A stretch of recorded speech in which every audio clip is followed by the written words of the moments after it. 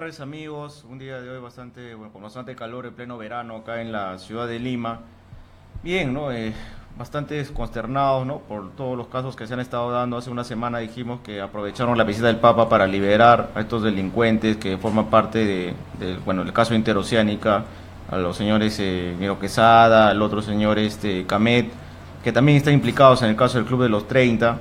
También hace una semana, aunque no se hace mucho eco en las noticias, al menos de medios nacionales, de que también hay más de 70 funcionarios implicados en el Club de los 30 y también empresarios, más de 30 empresas aproximadamente, que conformaban, se coludían con funcionarios del Estado, principalmente el Ministerio de Transportes y Comunicaciones, para poder adjudicarse licitaciones, obras, ¿no? Que hace 2 días acaban de dictar algunos de ellos detención preventiva. Y esperemos que la sala penal actúe pues con bastante celeridad y bastante cordura y legalidad en todos estos casos de corrupción que en verdad mucho daño hacen al país. El día de hoy tenemos una entrevista bastante especial con el doctor Julio Cifuentes, quien es contador público de profesión. Él ha sido gerente, jefe del área de auditoría financiera de la Contraloría General de la República. Él ha denunciado casos bastante emblemáticos, como el caso de Villarán, el caso de la Caja Municipal, el cual incluso salió en medios nacionales, que lamentablemente ya nos contará en qué va eso. Creo que no se está avanzando mucho. Él tiene mucha experiencia, más de 30 años de experiencia en temas de auditoría y cumplimiento, auditoría en general, tanto en el Estado como en entidades privadas. ¿Cómo estás, Julio? Tu saludo a nuestros seguidores por el internet. Bueno, Víctor, en principio te agradezco por la invitación, y un saludo para todos los radio y televidentes de este programa. Bien, Julio, el día de hoy nos convoca un tema que es bastante delicado, que se le da muy poca importancia lamentablemente en el Perú en cuanto corresponde a gestión del Estado, que es el área de control, que es conocido, dentro de la legislación como un sistema administrativo más. Así como la administración privada existe la planificación, dirección, organización, control. En el Estado, de igual manera, esa misma lógica se aplica y hemos pasado por diversas escuelas de la gestión pública. Y el área de control, a pesar de ser un área importante porque se refiere a vigilar, fiscalizar, controlar, sancionar, porque hay que recordar que la Contraloría tiene potestad sancionadora, debe pues velar por lo adecuado gasto del recurso público, debe velar por la gestión, por el cumplimiento, por la legalidad, por los temas financieros administrativos. Sin embargo, más allá del edificio bonito que hicieron acá, que creo que yo leí por ahí una denuncia que esto se hizo en la época de Humala, que está en la Arequipa, que creo que estaba hasta sobrevalorado, algo así leí, que ahí quedó también como lamentablemente. ¿Qué nos puedes mencionar tú acerca de lo que es el control, tu experiencia? También explícanos algunos casos y por qué lamentablemente, más allá del aspecto legal y el aspecto teórico, que es muy importante, no tiene la incidencia necesaria en el Estado respecto a la sanción, a la fiscalización. No es como si no existiera órganos de control, Julio. Bueno, creo que debemos de empezar por el principio. El principio es que en la estructura del Estado tenemos, y en las fuentes de generación de la democracia en el Perú, tenemos un gran problema, ¿no?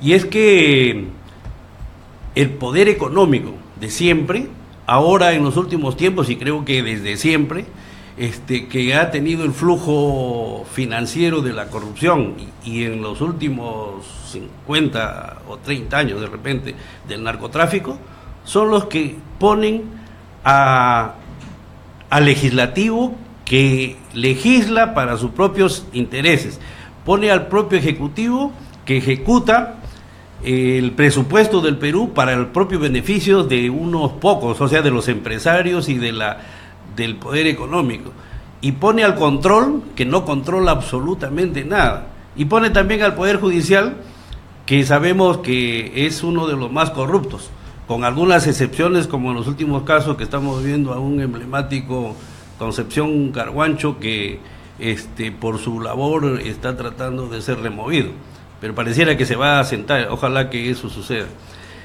Y entonces el poder legislativo que da las leyes para favorecer, como en el caso de la interoceánica, en la que se le quitó los niveles de control del SNIP, en la que se declaró de interés nacional para entregar esa obra a Odebrecht. Y entonces con eso concluimos que realmente el Poder Legislativo está sustentando al Poder Económico. Y entonces el Estado mismo en su estructura y en la ejecución del control a través de la Contraloría, realmente, por lo menos hasta el año pasado que ha habido un cambio de Contralor, no existía el control que realmente debiera de ser, que es el control preventivo. Porque, valgan verdades, el control posterior llega tarde, mal y nunca, cuando el muerto ya está bien muerto. Y consecuentemente los recursos del Estado ya salieron en beneficio del poder económico, tanto nacional como extranjero. Y las obras están ahí mal hechas. Entonces la Contraloría no ha tenido un eficiente trabajo, y de ahí que los contralores últimos han salido muy cuestionados, uno que está con proceso judicial, el otro que realmente no tiene una buena reputación.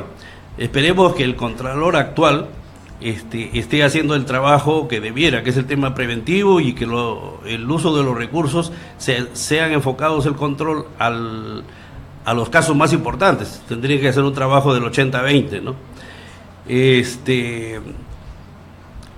Y el otro tema, que en la base del Estado, el control interno, que realmente debe ser el pilar fundamental para el control, ese no existe. Es más, desde el tiempo de Alan García, la ley del control interno ha sido diferido y pateado hasta la fecha, y ha habido una última disposición de la Contraloría que se ha diferido una vez más la implementación del control interno. Entonces, todas las entidades públicas del Estado no tienen control interno y no tienen la responsabilidad de poder establecerlo. Y es más, la Contraloría solo se dedica a controlar teóricamente el uso del recurso económico, de los recursos financieros, pero y acerca del cumplimiento de las funciones y de las políticas públicas, nadie hace ningún control. Y entonces realmente estamos a merced de la corrupción. En el caso de la reconstrucción del norte, se han dado unas leyes muy laxas, en donde a los funcionarios públicos le han dado la posibilidad de que ellos puedan decidir. Los controles han sido venidos a menos. La Contraloría, las actividades de control previo no son vinculantes. Entonces, está abierta el accionar de la corrupción. Sí, Julio, en verdad lo que tú mencionas, para más o menos dar un esbozo de lo que es el control, es un sistema administrativo que se encarga de ver la fiscalización, bueno, el control, valga la redundancia, la parte de lo que es auditorías, la fiscalización y sanción, ¿no? Existen dos clases de control: el interno, que lo hacen los órganos de control interno de las instituciones, los OSIs llamados, de municipalidades, gobiernos regionales, gobierno nacional, es transversal. Y el control interno también lo pueden dirigir las ORCIs, ¿no? Las oficinas regionales de control interno. Y tenemos también las mismas oficinas que pueden realizar el control interno, que dependen de Lima, porque hay oficinas especializadas.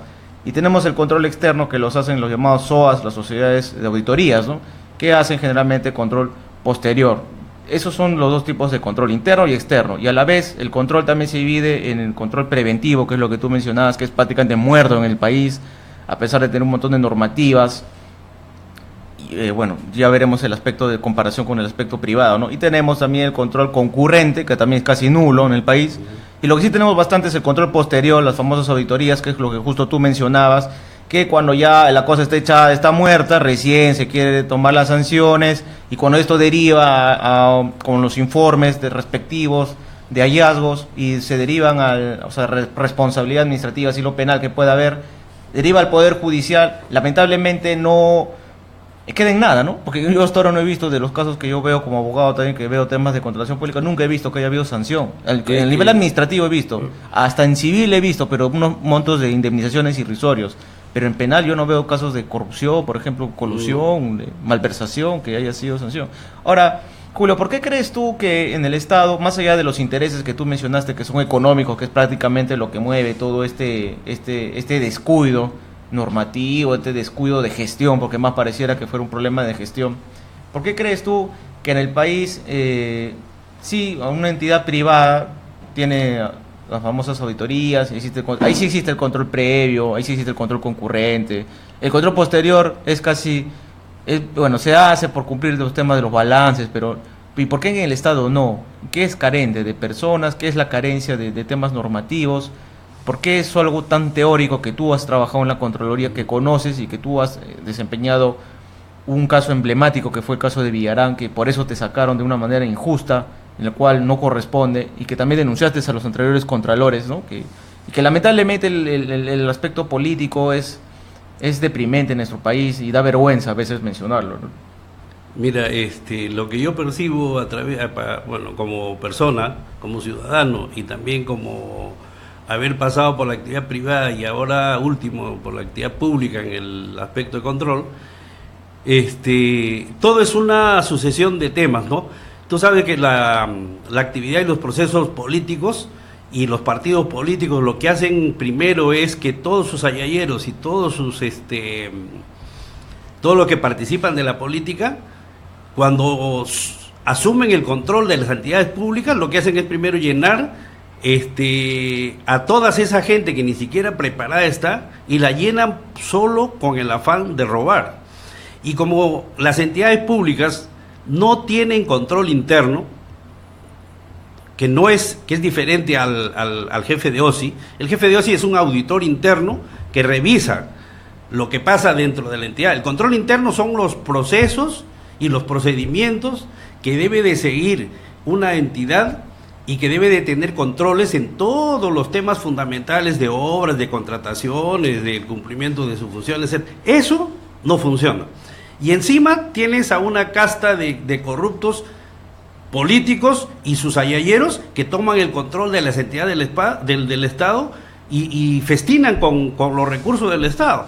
Entonces, y como no existe control interno, y como la función de la Contraloría, del jefe de OSI normalmente, y de la Contraloría a través de las OAS que hacen un trabajo por encima, todo ese recurso de control realmente es una pérdida para el Estado. Yo decía que cuando llegué a la Contraloría en el año 2009, el presupuesto era como 190 millones de soles. Cuando ha salido Fuad Curi era 500 millones de soles. Todo ese dinero, que eran más o menos en ese tiempo de Fuad Curi como 5.000, 6.000 millones de soles, todo realmente ha significado un dinero perdido para el país. Yo creo que la Contraloría, y como lo propuse y cuando dije que Alarcón, y cuando salga Alarcón y cuando salga Fuad Curi, va a continuar con absolutamente lo mismo. ¿Por qué? Porque el sistema político y la estructura del Estado permiten que la corrupción continúe, como ahora les comentaba. En el tema, por ejemplo, de reconstrucción del norte, todas las leyes que se han dado y las leyes del Parlamento y del Ejecutivo realmente dejan una puerta abierta para la corrupción. La Contraloría, sus informes previos no van a ser vinculantes, y los funcionarios tienen la libertad de hacer lo que les da la gana. Entonces, bajo esas circunstancias, el país realmente no tiene control. Y ya hemos visto los temas de Kuczynski, ya hemos visto los temas de Toledo, ya hemos visto los temas de que siendo ministros de Economía han favorecido a las empresas. Eso ha pasado absolutamente siempre. O sea, si no cambiamos la estructura del Estado, si no cambiamos las formas de hacer política, del proceso mismo político y electoral, va a continuar con esta situación, porque en los años 90 sucedió lo de Fujimori, aparentemente saliendo ellos se arreglaban. No, ha sido otro proceso de unos años más, y ha reventado otra vez las cosas con Odebrecht. Y esto seguirá sucediendo permanentemente si no cambiamos, por ejemplo, que los procesos políticos independicen, por ejemplo, el control, que debe ser elegido por el pueblo, el Poder Judicial, que debe ser elegido directamente por el pueblo, así como el Legislativo y el Ejecutivo. Porque mientras que haya dependencia política del control del Poder Judicial, que tengan una dependencia política, la corrupción continuará. Sí, bueno, Julio, lo que tú mencionas es realmente un gran problema en cuanto a lo que se refiere a nuestra clase política, que de alguna manera, gracias al caso Odebrecht, se está llegando ya prácticamente a corroborar que todos son parte de lo mismo, con las últimas declaraciones, que justamente el audio completo está en la página de IDL Reporteros, en donde lo pueden observar, leer, inclusive está transcrito y traducido, donde pues bueno, para bien al menos de la moralidad del país, se puede ver de que todos han recibido dinero y han sido financiados por estas grandes constructoras, que a la vez existen Odebrecht, como los clubes de los 30, como mini Odebrecht, que se da a nivel de gobiernos regionales y gobiernos locales, quienes son los que financian las campañas políticas para favorecer a determinados políticos que cuando ingresen al cargo se las cobran de alguna manera a través de obras, licitaciones, y estos son los responsables. Esta clase empresarial corrupta, con esta clase política corrupta, hace de que el Estado pues esté como esté y que avancemos a paso de tortuga, que no se hagan los proyectos importantes, que no se haga gestión. Ahora, un Estado, Julio, sin planificación, sin organización, sin dirección, que prácticamente ahí está el político, sin control, es prácticamente un desastre, que es lo que vivimos, no solamente en Perú, sino es un problema de toda Latinoamérica, ¿no? Y en verdad, explícanos, por ejemplo, qué pasó con el caso de Villarán, que tú llegaste a denunciarlo, incluso saliste en Cuarto Poder, y ¿en qué quedó eso? Sí, te quiero hacer un paréntesis nada más para corroborar tu último comentario. Es que nosotros teóricamente vivimos en un país con una economía liberal. Y entonces una economía liberal de mercado es que la competencia sea la que mande la oferta y la demanda. Sin embargo, en el Perú no existe eso. ¿Por qué? Porque la corrupción ha roto el principio de la competencia y consecuentemente no vivimos en una economía liberal de mercado, ni social de mercado tampoco, menos. Entonces, para ir al tema de Villarán, bueno, ese fue un caso excepcional para la Contraloría, porque la Contraloría funciona a través de denuncias. Cuando recibe una denuncia, sobre la denuncia trabaja el caso. En nuestro caso no, fue por una auditoría planificada. En una entidad financiera. Yo, bueno, gracias a Dios tenía más de 25 años, 30 años de gerente en banca internacional y nacional, y por lo tanto a mí no me la podían hacer. Entonces descubrimos que unos funcionarios que habían trabajado en el Interbank con su gerente central de riesgos y de negocios, un chileno, se pusieron de acuerdo y se levantaron 21 millones de soles, tanto para préstamos como se llevaban los recursos para una financiera que este señor chileno había creado. Entonces, las bocas de la Caja Metropolitana recibían el dinero, pero ellos no colocaban, sino se lo pasaban a la financiera prácticamente gratis, a una tasa de interés muy irrisoria, y ellos hacían el negocio. Y además este señor chileno le hizo unas consultorías a la Caja Metropolitana que sin hacer nada le cobró 1,5 millones. Toda esa suma de eso fueron 21 millones. Entonces, nosotros estábamos terminando de hacer el informe y Susana Villarán un día salió con una página en la que decía que el jefe de OSI era un joyón, en Diario 16, que es un pasquín. Entonces, nosotros felizmente terminamos el informe, entregamos a la Contraloría y pasaron los tiempos y se conoció en los medios, y por ese factor yo fui al Congreso, el fiscal me pidió el informe, nos citaron varias veces a la Fiscalía, estaba corriendo el proceso, pero ahora nos damos cuenta que políticamente, cuando doña Susana Villarán estuvo de acuerdo con el Contralor, que el Contralor no controlaba nada y que era muy amiga de Nadine Heredia y manejaban la Fiscalía, se quedó en nada, hasta hoy del día. Y un día fue a Curi cuando le encargaron ver los temas de Nadine Heredia y le preguntó Milagros Levy, ¿qué fue de los gastos de Nadine? Y muy suelto de huesos dijo, es que no hay factura. Entonces, eso grafica realmente la labor que tenía la Contraloría en aquellos tiempos, ¿no? Sin embargo, las consecuencias de eso fue que yo, estando dentro del régimen privado laboral en la Contraloría, a mí me despidieron y con ese despido me registraron en el registro de servir, inhabilitándome por 5 años, que hasta hoy de la fecha no ha sido levantado, a pesar de las gestiones que he hecho con el último Contralor. Espero que eso pueda hacer justicia, porque nosotros que hicimos un trabajo de revelar y denunciar un caso de perjuicio al erario nacional, a la comuna limeña en particular, que nos debieron de haber premiado, realmente nos han sancionado sin proceso debido, además, o sea, totalmente ilegal. Totalmente. Y 5 años yo perjudicado porque realmente no he podido recolocarme en ningún sitio, porque todo el mundo mira ese registro y obviamente pues tienen sus atingencias para poder decidir con quién contratar, ¿no? Entonces, doña Susana Villarán, además no solamente le hizo daño a la Caja Metropolitana, sino a todas. Ahora se sabe con los contratos con OAS y todo lo demás, y hay un señorito, Augusto Rey, que ha sido el que portavoz, que llevaba y traía toda la información con la gente de OAS y la municipalidad. Ese señor salió premiado a Sao Paulo en viajes, y también ha salido en viajes a Panamá. Entonces todo eso debe de investigarse, porque él asistía a las feijoadas con su señorita novia, porque existe mucha información sobre ese tema.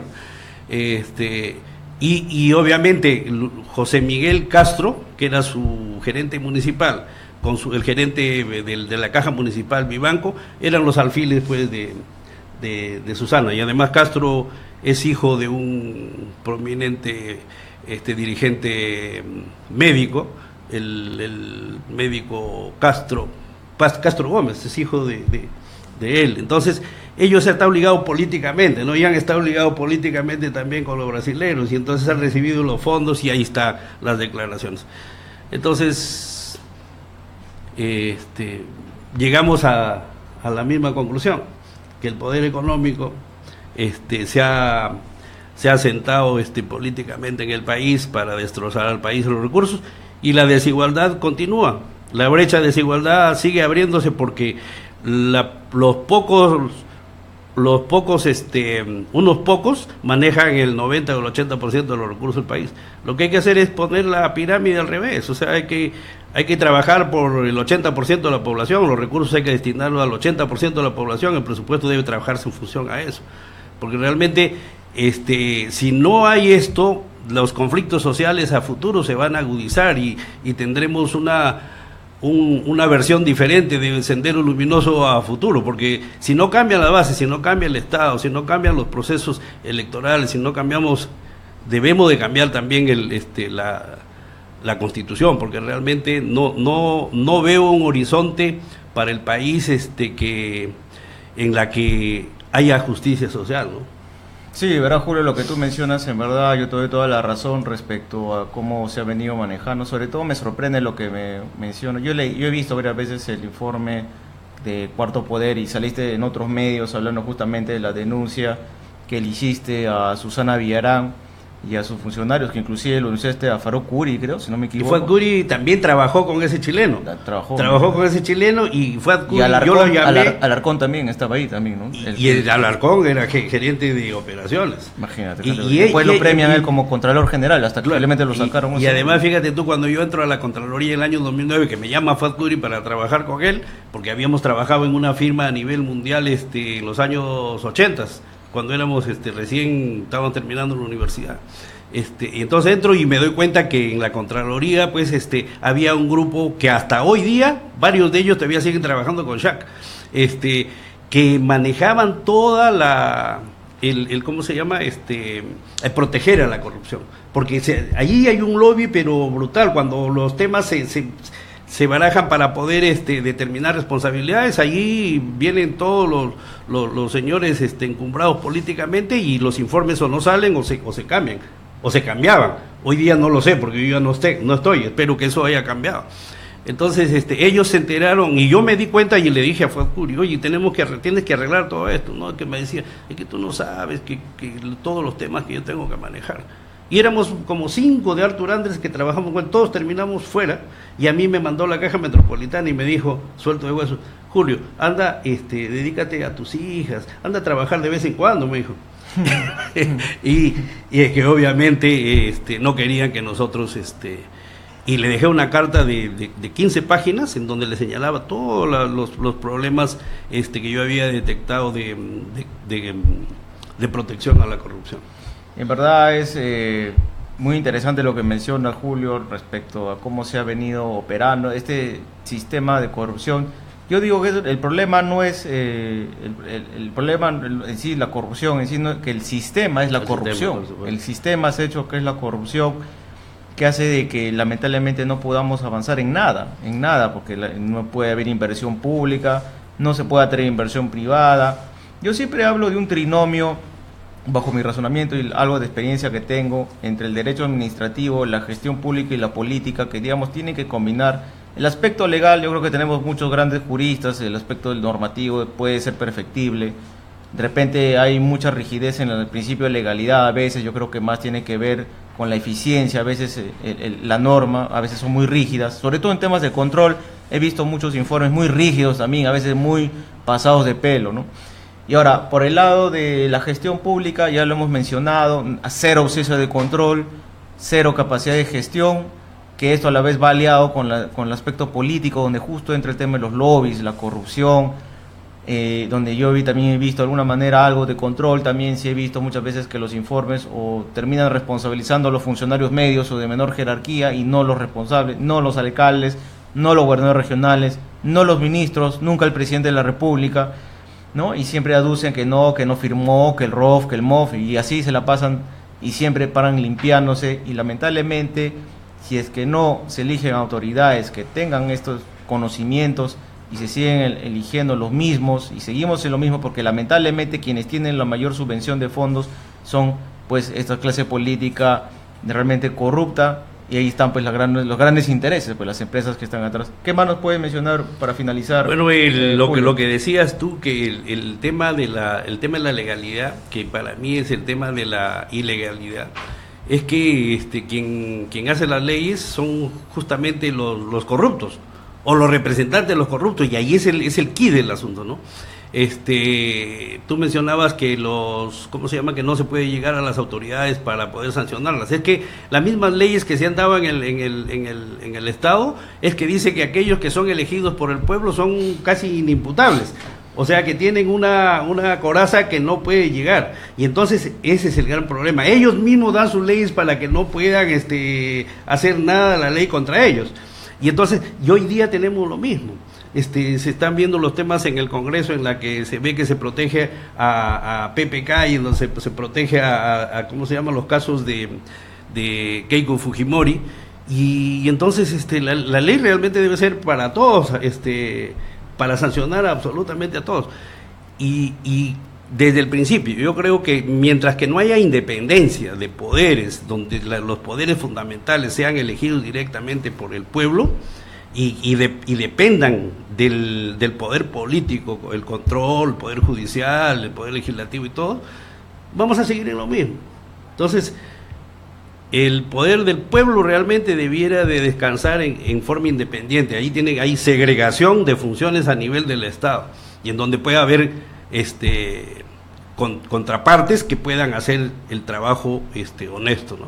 Pero mientras que eso suceda en lo mismo, y eso es a nivel latinoamericano, existe el mismo patrón para todos los países. Yo estaba en la Argentina, he estado en México, y existe el mismo tipo de corruptelas, donde el poder político son los que invaden, y el poder político es el que está podrido. Entonces, esa podredumbre circula por todo el sistema. Puede tener un sistema bonito, una cañería bonito, pero circula basura, y eso es lo malo. Bien, Julio. Yo quería agradecerte por aceptar la invitación, y será hasta otra oportunidad. Y bueno, muchas gracias. Hasta el próximo viernes. Ok, muchas gracias.